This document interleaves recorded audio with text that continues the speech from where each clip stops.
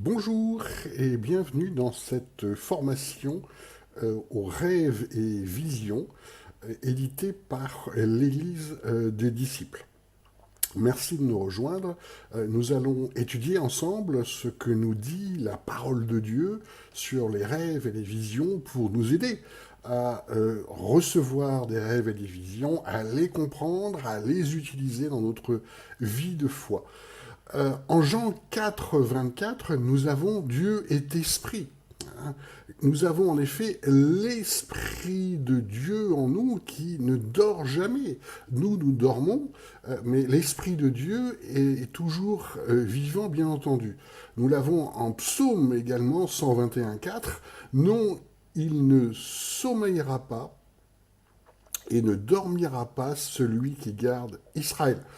Donc, c'est pour cette raison, en fait, que Dieu va nous parler en rêve pour contourner, en fait, l'obstacle de la raison. C'est déjà un enseignement très important sur ce qui bloque notre relation avec Dieu. Nous le voyons dans toute la Bible et nous le voyons également dans nos vies de chrétiens, de disciples, qu'il est nécessaire à certains moments de mettre notre raison en sommeil, puisque nous dormons, pour que Dieu puisse vraiment nous parler. Euh, Nous l'avons également en Job, en Job 32,8, mais c'est l'esprit dans l'homme, c'est le souffle du puissant qui rend intelligent.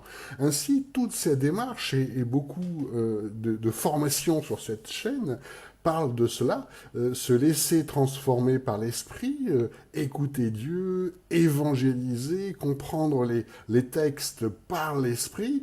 Pourquoi? Parce que le souffle du puissant qui rend intelligent, c'est vraiment l'esprit qui nous apprend à connaître Dieu et sans esprit, nous ne pouvons rien faire.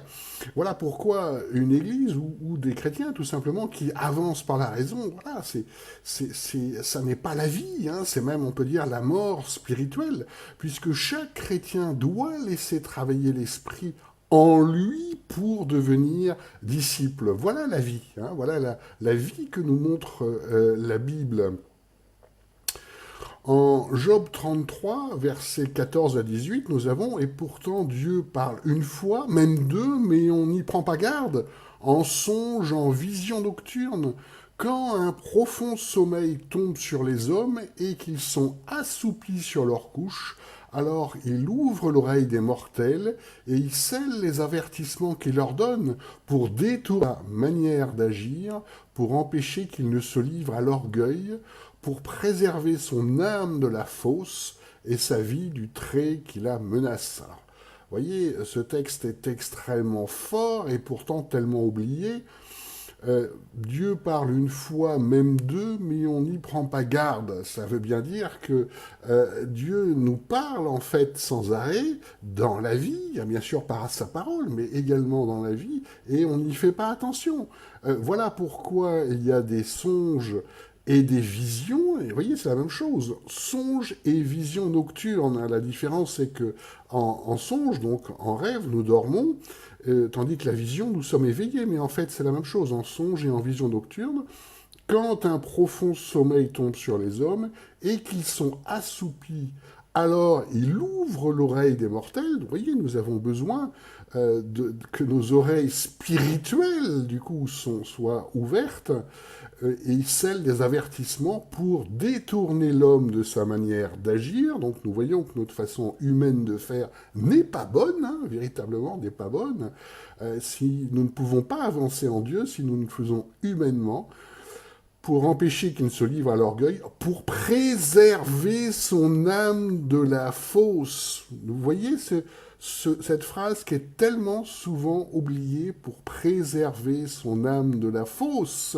Ça veut dire que si nous avançons de façon humaine, la résurrection n'étant rien garantie, bien entendu, hein, et sa vie du trait qui la menace. Donc là, c'est pour nous dire, pour nous guider, hein, pour nous guider en sécurité dans ce que veut Dieu.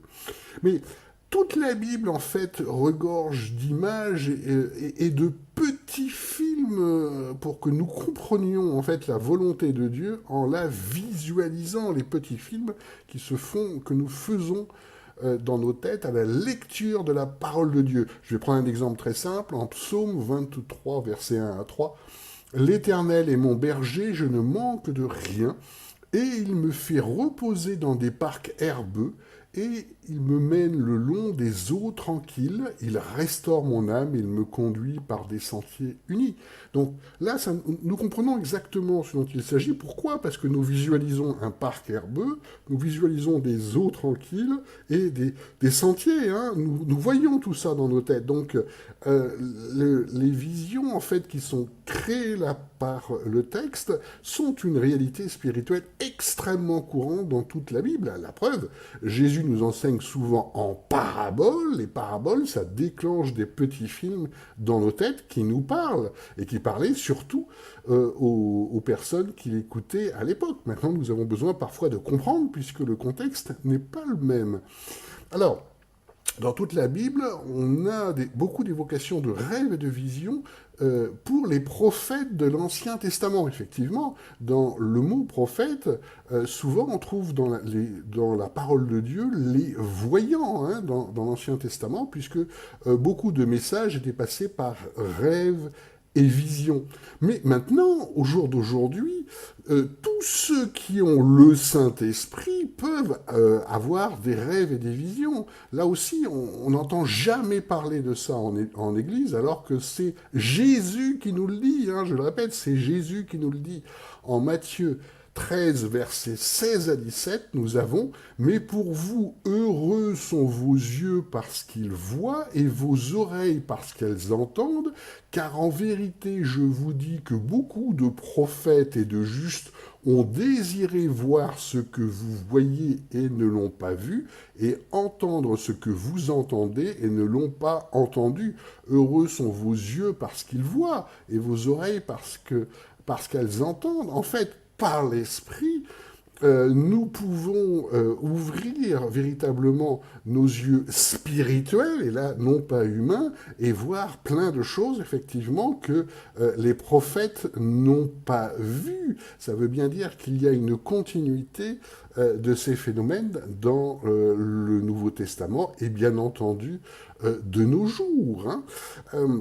Dieu nous parle par des rêves et des visions, en permanence par des symboles qui nous parlent, hein, puisque le rêve et les visions, ce qu'il y a de commun, ce sont les symboles et des symboles que nous pouvons comprendre. Dieu nous envoie effectivement un message visuel. On prend deux exemples dans la Bible, le songe de Joseph. Voilà, Joseph nous parle de gerbes. Joseph eut un songe, il raconta à ses frères, il leur dit, écoutez, ce songe que j'ai eu, voici nous étions alliés des gerbes au milieu des champs, et voici ma gerbe s'est levée, s'est tenue debout, et voici vos gerbes l'ont entouré, se sont prosternés devant ma gerbe. Les gerbes étaient très courants dans son quotidien, ça lui parlait, il savait ce que ça veut dire. À l'inverse, quand il s'agit d'une vision pour un roi, en Daniel 2, versets 31 à 33, toi, ô roi, tu contemplais, et voici une grande statue immense et d'une splendeur extraordinaire. Elle se dressait devant toi, et son aspect était terrible. Cette statue avait la tête d'or fin, la poitrine et les bras d'argent, le ventre et les hanches d'airain.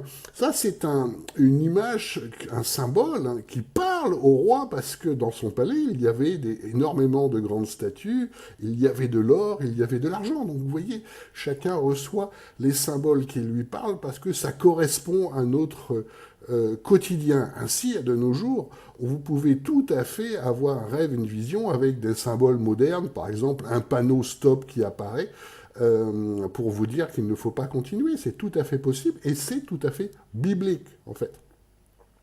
On a un autre exemple d'une vision qui est extrêmement intéressante parce qu'on voit l'usage de la vision. Je pense à la vision de Pierre, puisque Pierre, en fait, dans son évangélisation, devait en acte, passer outre les principes de l'Ancien Testament qu'il avait, vous vous souvenez, les aliments purs et impurs, il y avait ce contexte-là d'évangélisation, hein, il y avait toute une partie qui était de juifs qui étaient là, qui avaient cette foi-là, cette croyance-là, et Pierre également avait cette culture-là. Donc, qu'est-ce qui s'est passé? Dieu lui a envoyé une vision pour qu'il puisse abandonner ces idées-là et passer à la nouvelle alliance, celle de Jésus, hein, qui effectivement continue mais transforme l'ancienne alliance, c'est-à-dire qu'il n'y a plus de notion d'aliments purs et impurs. Et voilà ce qu'il a vu en Acte 10, versets 11 à 16.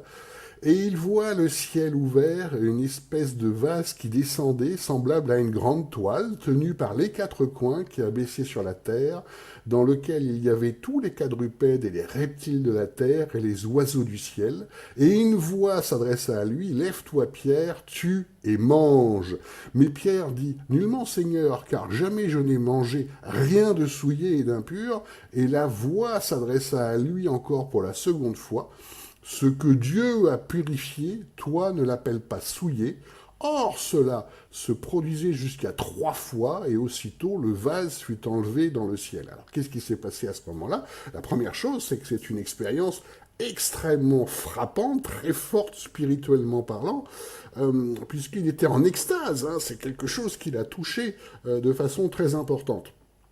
La vision, nous dit le texte, s'est répétée 3 fois.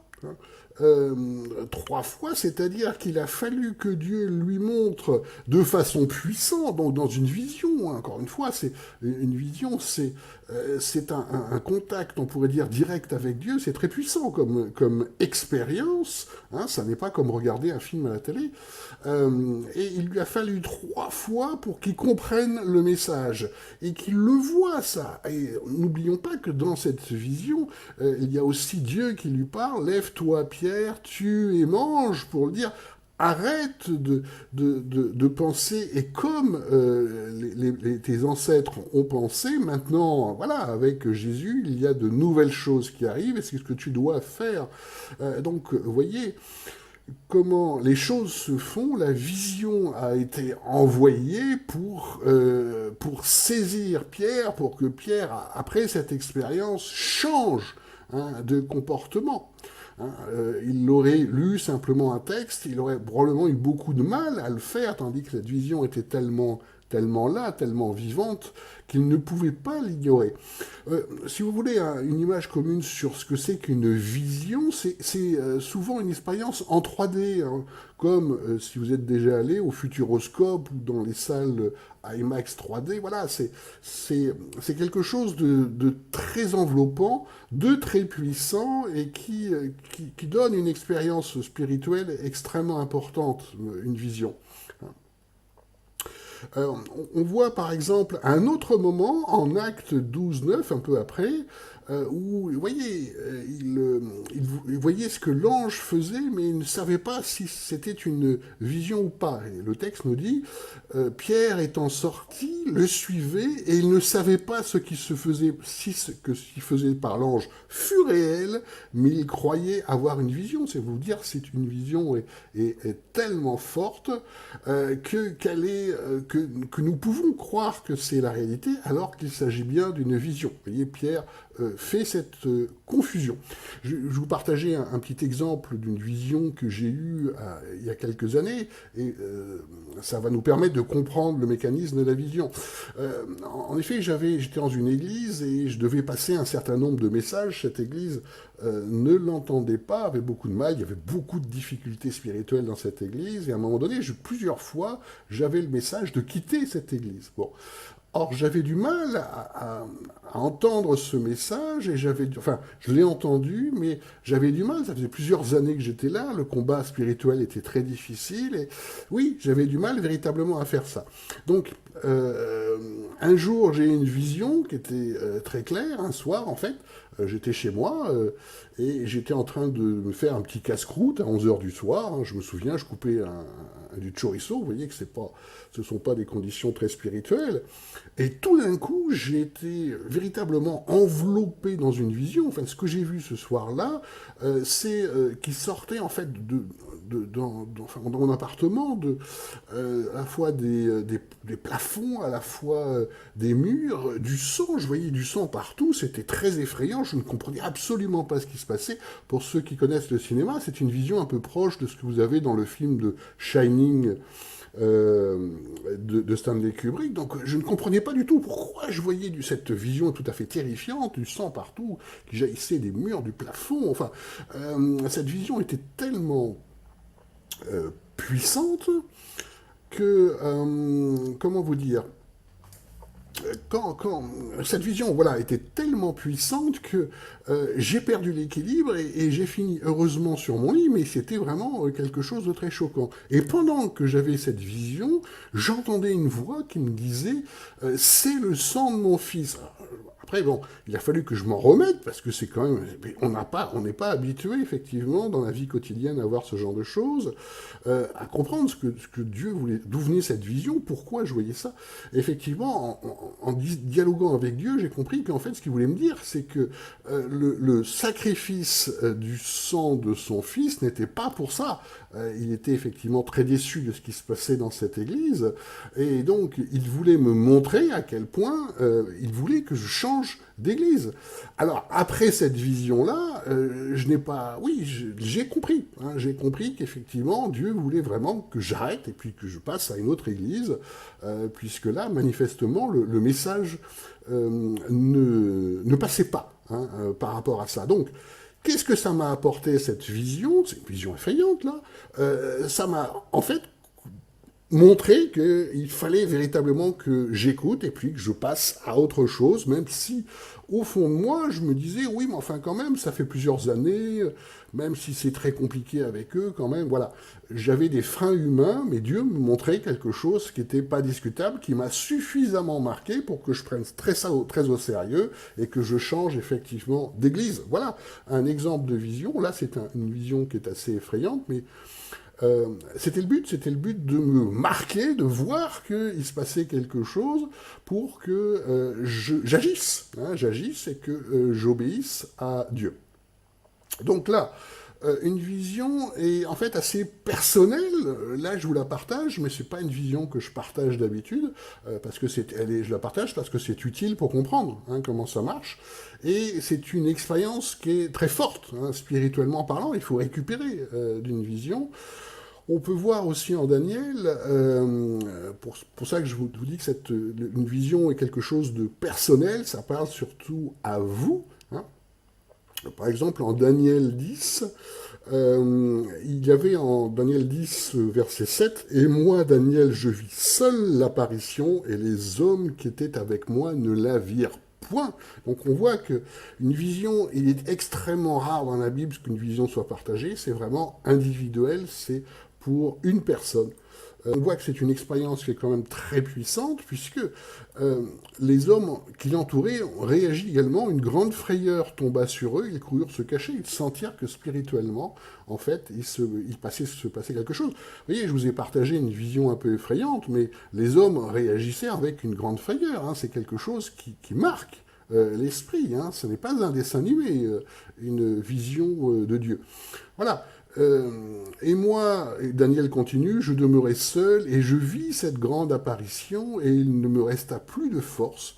Je changeai de visage jusqu'à être tout défait et je ne conservais aucune force. Et j'entendais le son de ses paroles et en entendant le son de ses paroles, assoupi sur ma face, la face contre terre. Voilà. Ça nous montre bien ce qui se passe pendant une vision. J'ai eu il y a quelques années une vision comme ça que je vais vous partager, toujours parce que comprendre ce que c'est qu'une vision. J'étais dans la forêt à ce jour-là. J'aimais beaucoup me marcher dans la forêt, notamment pour faire de l'observation de chevreuils. Enfin, c'était quelque chose que j'aimais beaucoup. Et je me souviens, ce jour-là, j'avais une sorte d'imperméable un peu de chasse qui était silencieux, et je commençais à voir qu'il y avait une petite pluie, alors j'étais embarrassé. Voilà, ils vont pas rester sur place, ils vont être dans des lieux plus cachés, voilà. Donc j'en étais à mes réflexions toutes humaines, et quand tout d'un coup, j'ai vu une apparition incroyable, vraiment c'était incroyable, en fait, une sorte de grande forme lumineuse humaine, qui était grand comme un arbre, qui me faisait face. Je voyais des bras, un petit peu, si vous voulez, pour avoir une image, dans ce qu'on peut voir parfois sur Rio, vous savez, le Jésus de Rio, c'est un petit peu ça, mais ce n'était pas Jésus.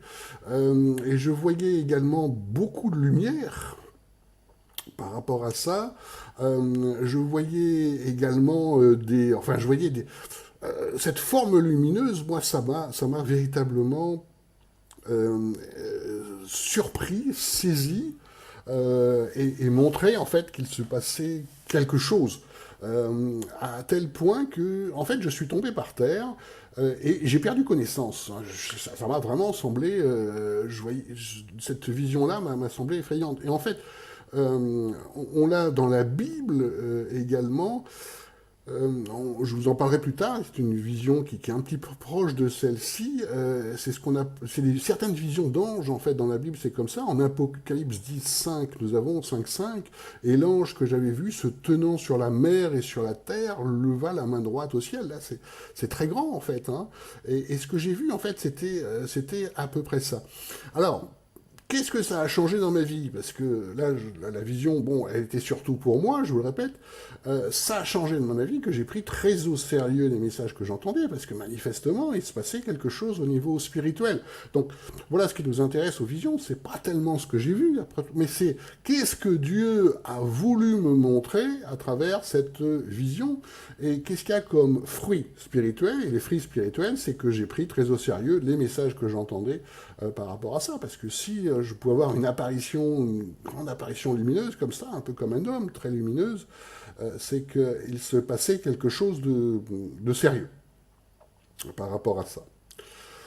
Alors, on va continuer sur la démarche de vision. En fait, les visions, ça vient dans une démarche de relation avec Dieu dans les deux sens. Soit Dieu vous avertit de quelque chose ou donne un message, on l'a vu tout à l'heure avec Pierre, soit vous cherchez vous-même. Enfin, vraiment, c'est une relation. En Daniel 10:12, nous avons un ange qui dit, voilà, et il me dit, ne crains point Daniel, car dès le premier jour où tu as pris à cœur de comprendre et de t'humilier devant ton Dieu, tes paroles ont été exaucées, et moi je suis venu à cause de ces paroles. Donc, vous voyez, là il y a une apparition d'anges suite aux questions que Daniel se posait pour l'aider à comprendre. On est vraiment dans le cadre d'une démarche de relation avec Dieu. Là, la vision de l'ange que j'ai vue tout à l'heure, même si je la partage rarement, parce qu'elle est elle peut être un peu effrayante, c'est dans une démarche où je commençais à recevoir des messages, à poser des questions, à essayer de comprendre ce qui se passait. Et vous voyez, avec Daniel, il y avait un phénomène qui est à peu près similaire. Nous l'avons également chez un autre prophète qui est Habakkuk, Habakkuk 2, versets 1 à 4. « Je veux me tenir à mon poste et me placer sur un lieu élevé, je serai attentif à voir ce qu'il me dira et ce que je répliquerai à la remontrance qui me sera faite. Et l'Éternel me répondit et dit, écris la vision et grave-la sur des tables afin qu'on la lise couramment, car la vision attend encore son terme, elle aspire à la fin et ne mentira point. Si elle tarde, attends-la, qu'elle arrivera certainement, elle ne manquera point. » Voilà. Donc, là, on voit un processus qui se fait avec Dieu.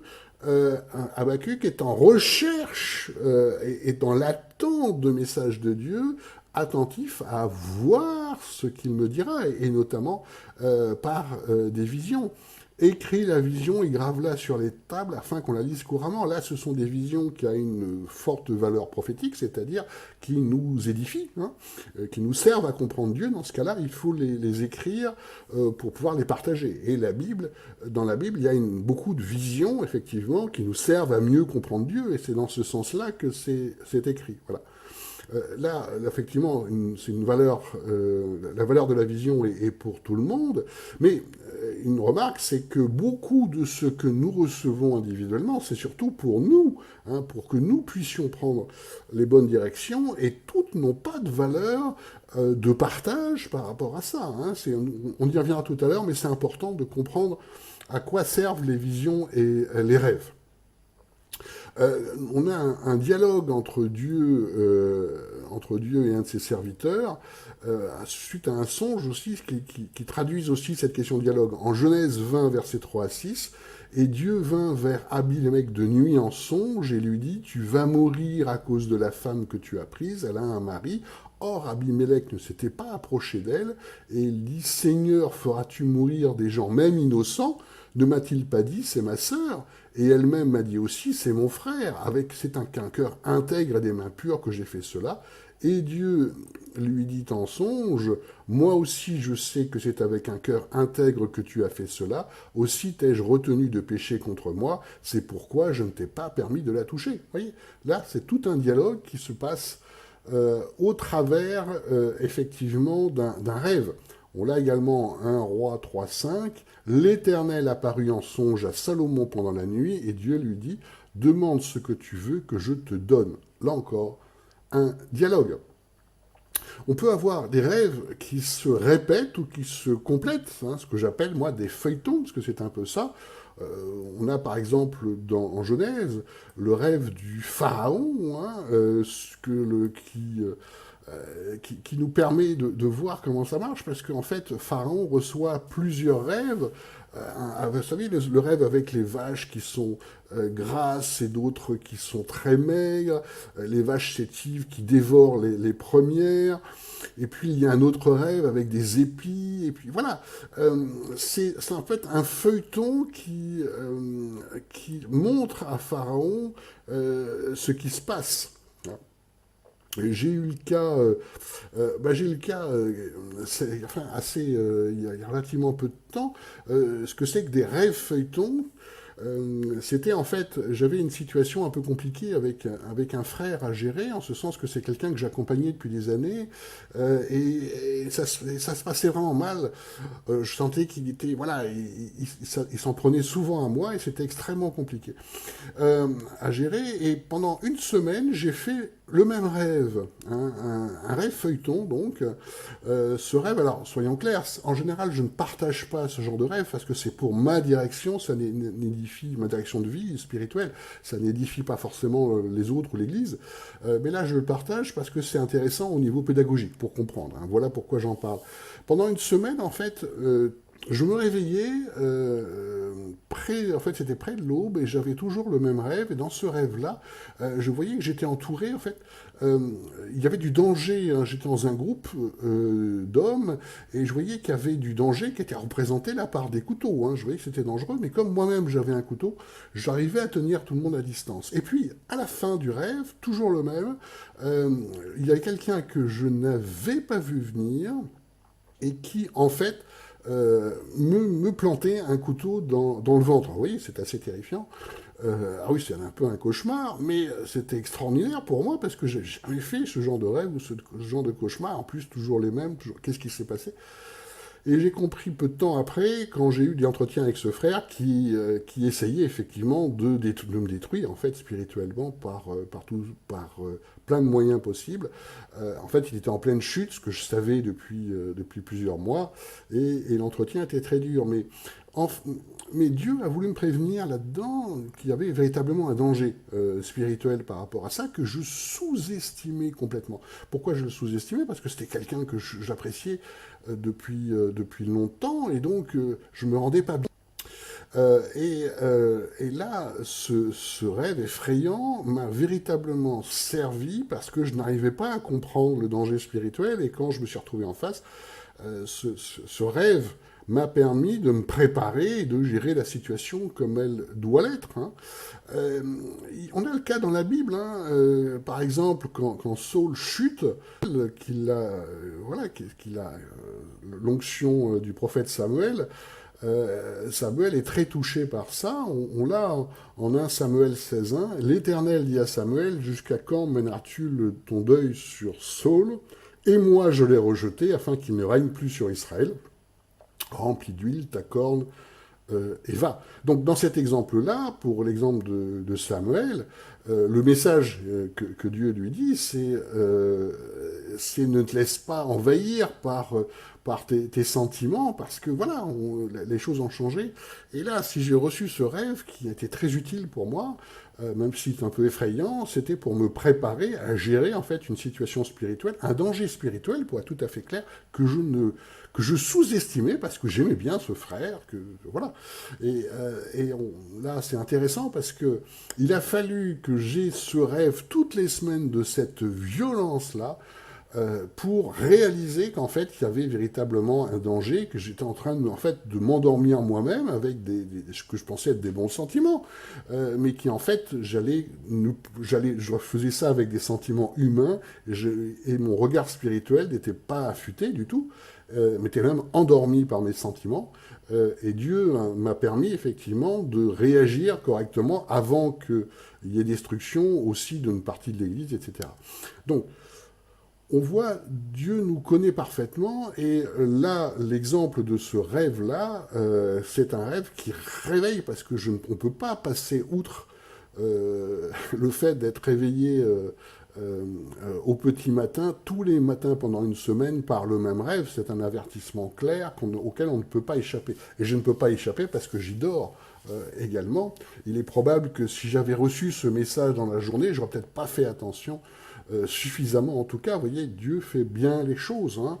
Et donc, il faut bien penser que c'est grâce à ces rêves et ces visions que nous pouvons gérer des situations, que nous pouvons aussi comprendre des choses. Et c'est vraiment une bénédiction, ces rêves ou ces visions, à condition de bien comprendre le sens biblique de tout cela. En fait, les rêves et les visions doivent toujours être remis dans le contexte. Tout à l'heure, Pierre, avec sa nappe, si on n'explique pas ce qui se passe, personne ne comprend rien, hein. C'est une sorte de nappe d'animaux incompréhensible. Ça me rappelle un frère qui m'avait partagé comme ça.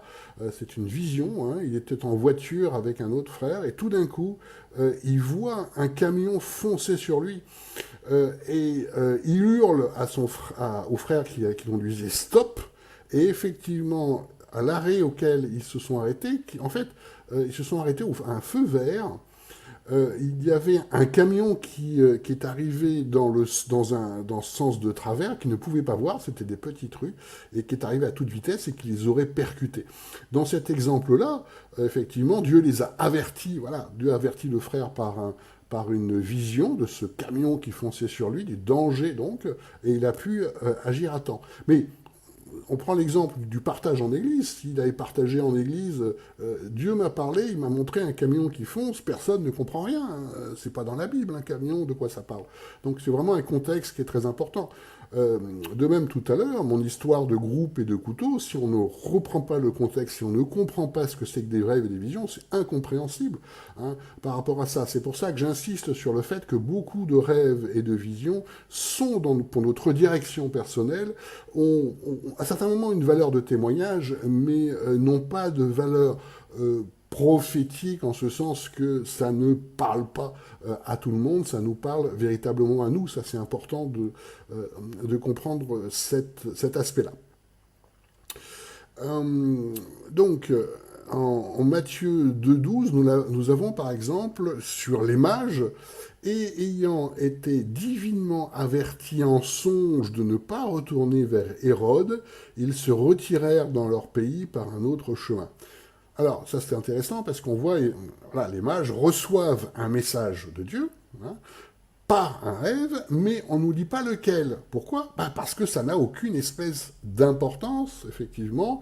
Si les mages étaient à notre époque, peut-être qu'ils auraient vu un grand panneau stop sur Hérode. Bon, peu importe en fait ce qu'ils ont vu, l'important c'est le fruit, qu'est-ce qui s'est passé.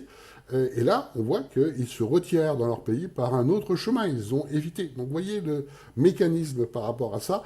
Vous avez en fait assez souvent dans la Bible un message, mais il n'y a pas le détail de ce message, ou il n'y a pas le détail de la vision ou du rêve. Pourquoi ?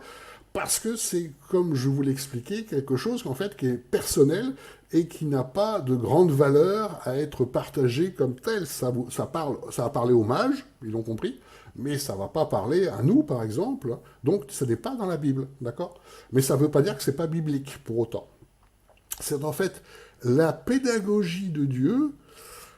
On va résumer très simplement. Voilà, comme ça tu vas comprendre. Au moins je suis sûr, comme ça tu vas comprendre. On a dans Exode 3, versets 3 à 4, peut-être avec Moïse. Et Moïse dit, je veux faire un détour pour voir ce grand phénomène.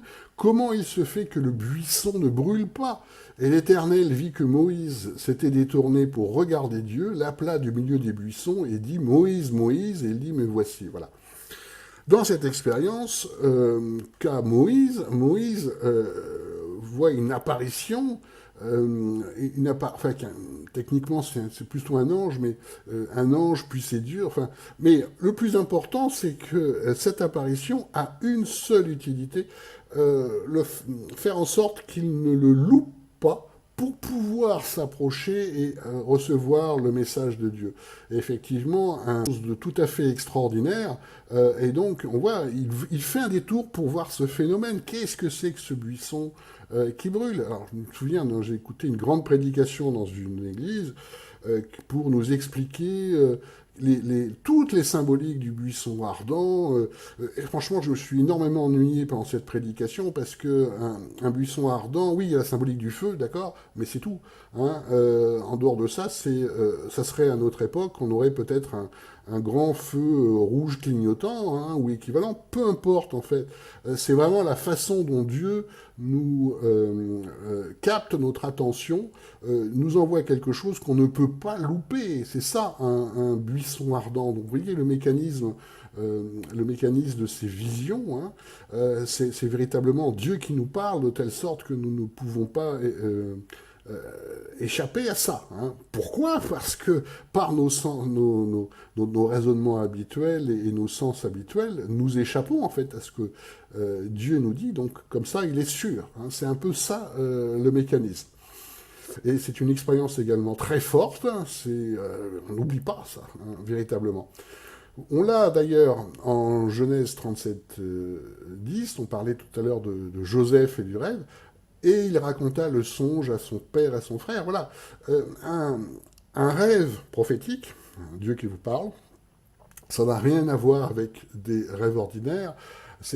L'expérience spirituelle est tellement forte, vous voyez, quand on a les visions, souvent on peut tomber, enfin en tout cas on sent on sent qu'il se passe quelque chose de très puissant spirituellement parlant, et la nuit quand on dort, c'est la même chose, sauf qu'on le ressent parce qu'il il est vraiment marqué au fer rouge dans notre cerveau, tellement c'est puissant. Donc c'est la première caractéristique d'un rêve prophétique, vous ne l'oubliez pas. Hein, c'est pas la peine de le marquer, de toute façon 10 ans après, vous en souviendrez toujours, hein, puisque l'expérience est très forte. Donc c'est pas du tout comme un rêve ordinaire, qui est un simple travail du cerveau au repos, hein, qui exprime les tensions de la journée et que vous allez oublier la plupart du temps dès le réveil. C'est dans la Bible également, en psaume 95, « Tu les emportes comme par un torrent, ils sont un songe, au matin ils se renouvellent comme l'herbe. » Voilà, les songes habituels, qui ne sont pas prophétiques, ne sont rien d'autre que générés par notre cerveau et se renouvellent comme l'herbe, c'est-à-dire meurent en une nuit, peu importe. On l'a également, ce mécanisme décrit en Ecclésiaste 5.3, car de la multitude des occupations viennent les rêves, et de la multitude des paroles les propos insensés. Car de la multitude des occupations viennent les rêves. Les rêves traduisent souvent des tensions qu'on a eues dans la journée. Je vais vous prendre un exemple très simple. Personnellement, quand j'ai une angoisse par rapport à l'argent notamment, je fais toujours le même rêve. Ce rêve est un rêve récurrent. C'est pas du tout un rêve feuilleton prophétique, hein, c'est juste un rêve récurrent où je rêve que je dois prendre un train et que je suis angoissé de louper ce train parce que si je loupe ce train, j'ai pas assez d'argent pour voilà, pour dormir sur place, à l'hôtel, etc. Donc, pourquoi je fais ce rêve récurrent? Parce que ça m'est déjà arrivé, effectivement, de me dire, si je loupe, à un moment donné, voilà, si je loupe ce dernier train, je n'aurai pas de quoi me payer l'hôtel, qu'est-ce que je fais? Donc, vous voyez, comment le cerveau fonctionne, c'est une angoisse qui est liée à cette situation-là et que je revis. Hein, donc il y a une association entre cette image du dernier train et puis cette angoisse, et dès que la situation se refait, bah, la nuit, le cerveau déclenche ce film, effectivement, où je me vois en train de m'angoisser par rapport à ce train. Rien de plus que ça. Donc, ça n'est pas du tout la puissance spirituelle d'une vision. Il y a plusieurs livres sur Internet sur l'interprétation des rêves par rapport à Dieu, qui sont en fait sans grand intérêt, parce que les rêves ordinaires, encore une fois, c'est juste c'est l'expression des tensions de la journée et rien de plus. Hein. Dès que vous avez un rêve prophétique, à ce moment-là, vous n'oubliez pas, c'est quelque chose de très différent. On pourrait dire que le rêve ordinaire, c'est un petit peu comme nos pensées de tous les jours, ça ne vaut pas plus que ça, hein. Et ça n'est certainement pas prophétique. On va voir aussi un autre aspect, enfin cet aspect-là en particulier, en Ézéchiel 28, tel est l'aspect de l'arc qui est dans la nuée en un jour de pluie, c'est-à-dire l'arc-en-ciel. Tel est l'aspect de ce qui resplendissait alentour. C'était une apparition de l'image de la gloire de l'Éternel. Et je vis, et je tombais sur ma face, et j'entendis la voix de quelqu'un qui parlait. Vous voyez, là, Ézéchiel tombe tellement c'est puissant. Donc, la caractéristique du rêve ou de la vision, c'est toujours la même, c'est l'expérience, en fait. Expérience inoubliable, si vous voulez une définition simple, qui nous aide à prendre un tournant, gérer une situation difficile, ou parfois témoigner. Et la question qu'il faut toujours se poser dans les rêves et dans la vision, c'est qu'est-ce que ça donne? Quel est le fruit? D'accord? C'est ça qui importe. Alors, on a un autre exemple dans la parole, en Luc notamment, de l'impact spirituel d'une vision, Luc 1, 21, 22, et le peuple attendait Zacharie, et il s'étonnait de ce qu'il tardait si longtemps dans le temple, et étant sorti, il ne pouvait pas parler. Ils reconnurent qu'il avait eu une vision dans le temple, et lui-même leur faisait entendre par des signes, et il demeurait muet. Vous voyez, il a été tellement touché par cette expérience spirituelle avec Dieu, parce que c'est ça, on ressent la présence de Dieu de façon extrêmement puissante, qu'il ne pouvait même pas entendre parler. Alors, une petite remarque. Il y a souvent, on vit, effectivement, je l'ai décrit dans 2 visions tout à l'heure, et c'est très souvent dans la Bible, on peut avoir des chutes, hein, des pertes d'équilibre, tellement la vision est puissante. Ça, c'est vrai dans le cadre de la vision, mais en fait, c'est un des seuls cas dans la Bible où nous avons des chutes. Alors, une petite remarque, c'est quand on voit dans certains cultes où tout le monde tombe, enfin, ça devient normal de tomber, je suis étonné parce que c'est pas dans la Bible. Ou alors, tout le monde a une vision extraordinaire et ce serait bien de la partager, mais le cas le plus vraiment biblique de chute, c'est ça, c'est vous avez vraiment une vision tellement puissante qu'elle vous couche. Hein, mais autrement, on n'a pas trop ça dans la Bible. C'est pour ça que je suis un petit peu embarrassé par rapport à ce genre de manifestation, parce que c'est souvent systématique, et c'est ça qui est curieux. Hein, les visions, vous n'en avez pas tous les jours non plus, et pas tous les dimanches non plus. Hein. Alors ça, c'était une petite remarque sur l'aspect chute. Hein. Vous l'avez également en Habakkuk 3.19, tous ces rêves et visions. Voilà ce que Habakkuk disait, l'Éternel, le Seigneur, est ma force, il a rendu mes pieds semblables à ceux des biches et m'a fait marcher sur mes lieux élevés. Donc, par les rêves et les visions, Dieu nous élève, effectivement, nous montre des réalités spirituelles qui nous aident énormément dans notre vie. Hein. Et ça, c'est quelque chose qui est très important pour nous.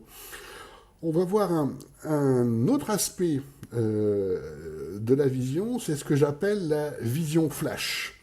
Alors on l'a dans la Bible, on a en Amos 8, 1, 2, voici ce que me fit voir le Seigneur l'Éternel, j'aperçus un panier de fruits mûrs, et il me dit, que vois-tu Amos? Et je répondis, une corbeille de fruits mûrs, et l'Éternel me dit, la fin est venue pour mon peuple d'Israël, désormais je ne lui passerai plus à rien. Voilà. Donc là, le panier de fruits mûrs symbolise le fait que le temps est venu. Le temps est venu. Voyez, dans cette vision-là, Amos ne chute pas, c'est une vision rapide qui n'a pas le même effet que la vision 3D très puissante habituelle. Et pourtant, c'est bien un message de Dieu, c'est bien une vision. Et vous voyez, il y a le message qui va, le message que l'on entend à ce moment-là, où Dieu explique cette vision-là. Ça, c'est quelque chose qu'on peut aussi assez couramment recevoir, et c'est aussi une forme de vision. Vous l'avez également en Jérémie 1, versets 13 à 14. Et la parole de l'Éternel me fut adressée pour la seconde fois en ces mots. Que vois-tu? Et je répondis, je vois une chaudière qui bout, et elle est du côté du septentrion. Et l'Éternel me dit, c'est du septentrion que le malheur éclatera sur tous les habitants du pays. Donc, cette vision de la chaudière qui bout, à un certain endroit géographique, c'est la vision effectivement que Dieu lui envoie, donc une vision flash. On voit que Jérémie, voilà, il voit ça, mais euh, il n'a pas de grande réaction par rapport à ça, et qui est complété par un message. Ça, les visions flash, vous pouvez en avoir encore une fois assez fréquemment. Encore faut-il savoir qu'elles existent, parce que la plupart du temps, vous passez à côté, ou nous passons à côté, parce que voilà, on ne fait pas attention à ça. C'est une forme aussi d'expression de Dieu et qui nous sert toujours.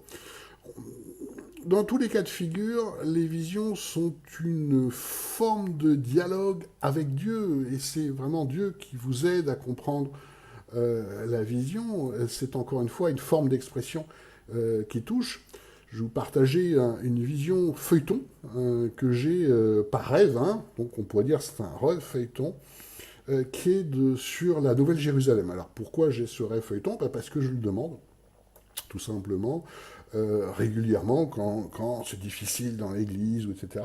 Euh, je demande à Dieu, juste avant de me coucher, montre-moi l'avenir. Voilà, j'attends un petit peu de réconfort, en fait, et ce que je demande.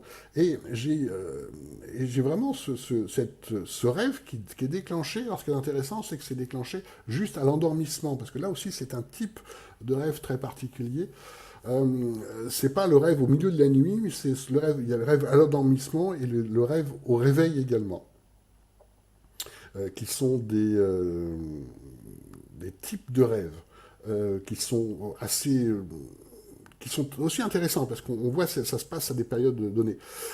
Et qu'est-ce que je vois à ce moment-là quand je m'endors? Je l'ai vu en plusieurs fois. La première fois, ce que j'ai pu voir, ce qui m'a vraiment touché, c'est j'ai pu voir une couleur or, mais une couleur or que je ne connaissais pas, parce que l'or jaune, donc tel qu'on le voit chez les bijoutiers, c'était un or beaucoup plus clair que ça, très lumineux. Je ne connaissais pas cette couleur-là en fait, et je voyais une sorte de, moi j'appelle ça un cristal qui était dessus. Alors, bon, ça c'est la première petite vision que j'ai eue. Donc après, le lendemain, je regardais dans la Bible, est-ce que ça parle de ça? Et effectivement, en Apocalypse 21, on a ça. On a un descriptif qui est comme ça. Voilà, ce qui m'intéressait. La rue de la Cité, donc la Nouvelle Jérusalem, était d'un or pur, semblable à du cristal transparent. Il y a cette notion à la fois de cristal transparent et cette notion d'or pur. Alors j'ai regardé sur Internet pourquoi la couleur que j'ai vue n'était pas la couleur que l'on connaît tous de l'or. Et en fait, l'or pur, tel qu'il est fait notamment par les comptoirs de la monnaie, hein, est un or qui est effectivement beaucoup plus clair, un or à, je ne sais plus, 99% ou plus. Et c'est bien ce que décrit la Bible. C'est un or pur, c'est une couleur qui est un peu différente, qui est beaucoup plus claire en fait que l'or des bijoutiers. C'est ce que j'ai vu dans mon rêve. Ça m'a bien intéressé parce que ça m'a permis, bien entendu, de valider le rêve comme étant véritablement un rêve prophétique, un début. J'ai vu qu'une petite chose, mais comme j'étais arrivé plusieurs fois avec ce même rêve, toujours pour la même chose, parce que je demandais avant de m'endormir à Dieu, ben, montre-moi l'avenir, montre-moi ça. Et j'ai vu plein d'aspects de enfin plein d'aspects, plusieurs aspects, hein, bien moins riches que la description en Apocalypse, mais plusieurs aspects qui m'ont beaucoup intéressé. C'est pour ça que ça peut être intéressant de vous le partager.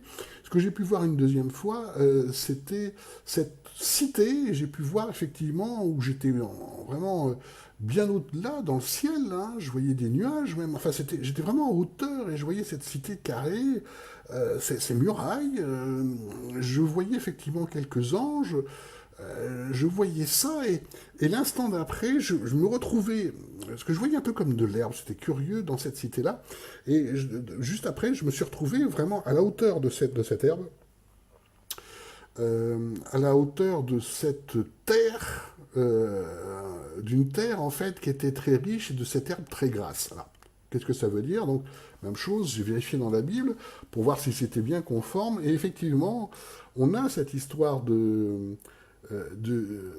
muraille, hein, voilà, tiens, viens, je te montrerai l'épouse, la femme de l'agneau, toujours en Apocalypse, c'est-à-dire en fait la Nouvelle Jérusalem, l'Église.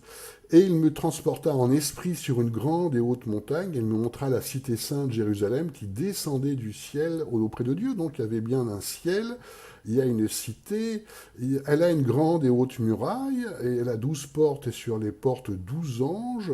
Voilà, je voyais bien, effectivement, j'ai bien vu cette cité vue du haut, donc ça correspond bien à la description biblique, ça m'a vraiment touché. Et je me suis demandé pourquoi je me suis retrouvé tout d'un coup avec de l'herbe. Mais j'ai pu le voir en Apocalypse, effectivement, 22. Au milieu de la rue de la cité, sur les deux bords du fleuve, sont des arbres de vie qui produisent 12 récoltes. Alors il y a des fruits, il y a des arbres. Donc ce que j'ai vu est également correspondait à la description biblique. Et ce qui est intéressant, c'est la signification, parce que j'entendais les messages en même temps de ça. Et ce que je voyais véritablement par rapport à cette herbe, c'est le fait que c'était de la vie, c'était très riche, c'était de l'herbe extrêmement grasse, en fait. Donc là, et puis j'ai eu un troisième rêve là-dessus, où j'étais dans une sorte de fossé, je ne comprenais pas, qui serpentait. J'étais dans cette cité, mais je voyais ce fossé qui serpentait, que je ne comprenais, je ne savais pas ce que c'était en fait. Et tout d'un coup, je vois dans ce fossé de l'eau, mais de l'eau qui ne mouille pas, de l'eau dans laquelle on se sentait très bien, dans lequel je voyais beaucoup voilà, je me sentais vraiment plein de vie, plein de force par rapport à ça. Euh, et, et ça m'a beaucoup touché. Effectivement, on voit en Apocalypse 22, hein, et il me montra un fleuve d'eau de la vie, clair comme du cristal, qui sortait du trône de Dieu et de l'agneau au milieu de la rue de la cité. Et sur les deux bords du fleuve sont des arbres de vie. Donc j'avais vu d'un côté l'herbe, hein, l'herbe qui était à côté des arbres en fait, et le fleuve lui-même. J'étais en fait dans le lit du fleuve. Voilà ce que j'ai vu. Et alors, ce qui est intéressant, c'est pas ce que j'ai vu, je vous décrive bien ou pas le lit de la rivière ou du fleuve, ça n'a absolument aucune espèce d'importance. Ce qui est intéressant, c'est qu'est-ce que ça me dit sur Dieu. C'est ça qui compte. Hein. Et ce que ça m'a dit sur Dieu, c'est qu'on pouvait vraiment... c'est le plus important dans cette église, la Nouvelle Jérusalem, c'est qu'on ne peut y accéder que par l'eau de la vie. Cette eau de la vie, c'est vraiment par le Saint-Esprit. Vous savez, c'est le même texte, enfin c'est la même image que Jésus parle quand il parle de la Samaritaine, de ce fleuve, et c'est ça, c'est ce fleuve du Saint-Esprit, et c'est par le Saint-Esprit qu'on peut vraiment accéder. C'est pour ça que je suis accédé dans cette cité-là, par le fleuve, par le lit du fleuve en fait. Et voilà, ça m'a toujours beaucoup touché par rapport à ça, parce qu'effectivement, les portes que j'ai vues, tout le monde n'y accède pas à cette église. Hein. J'ai vu effectivement un autre aspect qui m'a aussi touché, cette lumière dont on parle dans la Bible. Il n'y a ni lampe ni lumière du soleil parce que le Seigneur Dieu répandra sur eux. J'ai vu cette lumière absolument extraordinaire. Je voyais aussi cette teinte un peu d'or. Enfin, c'est très difficilement descriptible, c'est absolument extraordinaire. On sent qu'on est en réunion avec Dieu, et c'est-à-dire les messages que j'entendais, hein, voilà, être en moi, être avec moi. On est vraiment dans cette fusion avec Dieu, absolument incroyable. Hein, et ce que nous voyons, enfin, en tout cas, la vision nous montre des aspects spirituels, hein, plus qu'un descriptif de vie complet. C'est pas le plus important. Le plus important, c'est qu'est-ce qu'on en tire comme enseignement sur Dieu. Et l'enseignement que j'en ai tiré, c'est véritablement, c'est par ce fleuve qu'on y accède. C'est par ce fleuve d'esprit que nous pouvons vraiment accéder à l'Église, qui est très cohérent par rapport au texte biblique. Bon, donc, là, je voulais vous partager ça parce que c'est intéressant. Ces idées-là sont tout à fait bibliques, mais ça met l'accent, comme toujours sur les rêves et la vision, ça met l'accent sur des aspects spirituels qui sont intéressants, avec des applications pratiques. Alors, En termes de fruits, bah, ça me motive également à continuer des formations sur le fait d'être transformé par l'esprit, sur le fait de suivre l'esprit. Ça va toujours dans le même sens, vous voyez. Il y a donc bien des fruits spirituels par rapport à ces rêves. Ça me réconforte également pour me dire il y aura quelque chose absolument d'extraordinaire. Hein. On voit aussi dans le passage d'Apocalypse une phrase qui m'a touché suite à ces rêves. Cela, et n'entrera rien de souillé en elle, ni personne qui s'adonne à l'abomination et au mensonge, mais ceux-là seuls qui sont écrits dans le livre de vie de l'agneau, le livre de vie. Effectivement, quand nous recevons, nous sommes élus en fait, quelque part par Jésus, nous nous contentons d'accepter en fait, et nous recevons le Saint-Esprit, voilà le cadeau qu'il nous fait. Dieu en nous, et c'est ce Dieu en nous qui nous permet là, maintenant, en ce moment, d'être vraiment de comprendre qui est Dieu. Ça, c'est pas par la raison, hein, mais c'est par l'esprit que nous pouvons comprendre le texte biblique. Et là, nous voyons le fait d'avoir ces rêves me permet de mieux comprendre le texte biblique et toute sa portée spirituelle. Ça sert à ça. Hein. Il ne faut pas se confondre. Hein, les messages de Dieu, le message principal est toujours la révélation principale qu'est la Bible. Tout ce qui est rêve et vision, tout ce qui est écoute de messages, ça nous sert à mieux comprendre, à enrichir. Et d'ailleurs, à tel point qu'on s'aperçoit qu'on peut parfaitement faire des enseignements bibliques pendant des années qui sont complètement édulcorés et qui passent à côté de l'essentiel parce que c'est toujours le message de Dieu, c'est par l'esprit que nous le recevons, y compris bien entendu dans la Bible et surtout dans la Bible. Hein.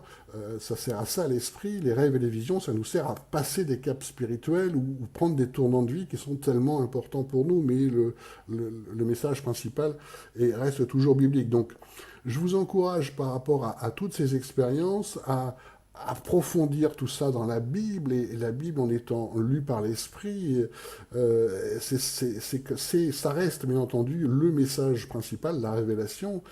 Les rêves et les visions, ça nous sert à comprendre cela. Hein. Mais il ne faut pas confondre. C'est pour ça que je vous ai averti au cours de cette formation sur le fait que tous les rêves et les visions ne servent pas forcément à l'édification de l'Église, mais chaque expérience est intéressante à partager, parce que ça fait dire à ceux qui vous entourent, c'est possible. Hein, on peut faire ce genre d'expérience, mais il ne faut pas confondre. Le message essentiel, c'est le message biblique. Hein. Tout cela nous sert véritablement à nous rapprocher de Dieu, donc à mieux comprendre ce que l'œuvre de Jésus, l'œuvre du Saint-Esprit, et donc à nous transformer pour être des croyants ou des disciples. Ça, c'est vraiment quelque chose qui est très important, donc je vous encourage vraiment à le faire. Nous avons, qui parle de ce sujet-là, en Ézéchiel 37, versets 1 à 6, un passage justement qui est aussi une vision très puissante du prophète Ézéchiel, qui devrait être tellement souvent rappelée et qu'il ne l'est pas. Voilà ce que nous dit cette vision. La main de l'Éternel fut sur moi, et l'Éternel me fit sortir en esprit et me plaça au milieu de la plaine, car elle était couverte d'ossements. Et il me fit passer près d'eux tout autour, et voici, ils étaient en fort grand nombre sur la face de la plaine, et voici, ils étaient fort secs. Et il me dit, fils d'homme, ces ossements revivront-ils ? Et je dis, Seigneur éternel, toi tu le sais. Et il me dit, prophétise sur ces ossements-là, et dis-leur, ossements desséchés, entendez la parole de l'Éternel. Ainsi parle le Seigneur, l'Éternel, à ses ossements. Je vais faire entrer en vous l'esprit et vous vivrez. Je mettrai sur vous des muscles, je vous revêtirai de chair et vous couvrirai de peau, et je vous mettrai en vous l'esprit et vous vivrez, et vous saurez que je suis l'Éternel. Voyez à quel point cette phrase est importante. Je mettrai en vous l'esprit et vous vivrez. C'est bien, l'esprit c'est la vie. On en revient à cette image de fleuve de vie tout à l'heure. Et c'est parce que nous vivons par l'esprit et non pas par la chair que nous pouvons avancer vers cette résurrection, en fait, que nous avons une vie dès maintenant sur cette terre, la vraie vie, celle qui est voulue par Dieu, et que nous accédons à cette nouvelle vie après. Hein.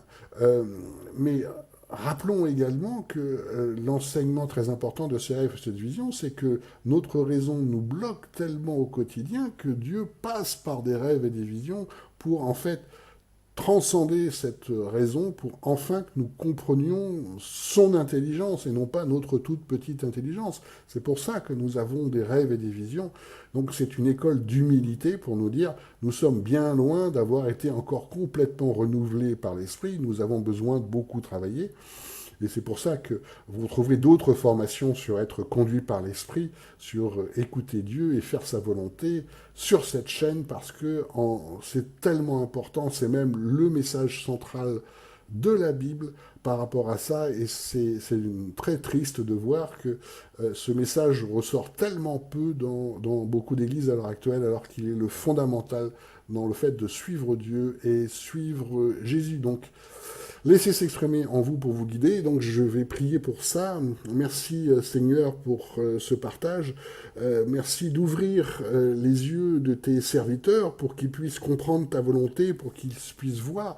J'en appelle à toi Seigneur pour que chacun puisse, ceux qui veulent vraiment te servir, ceux qui veulent véritablement voir ce que l'Esprit fait dans la vie, qu'ils puissent avoir des rêves et des visions, qu'ils puissent comprendre ta vérité, qu'ils puissent avoir des vies riches en fruits. Hein. Merci Seigneur de leur permettre cette bénédiction pour qu'ils puissent avancer en toi. Merci de votre attention. Hein. Si vous appréciez cette vidéo, vous pouvez laisser un pouce bleu et vous abonner également à la chaîne. Bonne suite à vous et je vous encourage vraiment à continuer dans ce travail qui est le fait de suivre Dieu par l'Esprit. C'est tellement fondamental. À une prochaine fois.